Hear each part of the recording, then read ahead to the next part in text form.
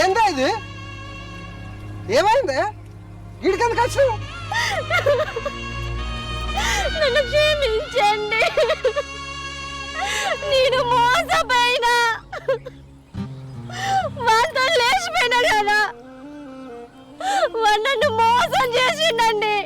మోసం చేసిండు. ఏందా నువ్వు చెప్పేది?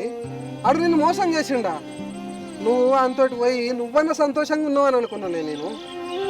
లేదండి, వాడిని వదిలేసి మిమ్మల్ని పెళ్లి చేసుకున్నందుకు వాడు నా మీద పగ పెంచుకున్నాడండి.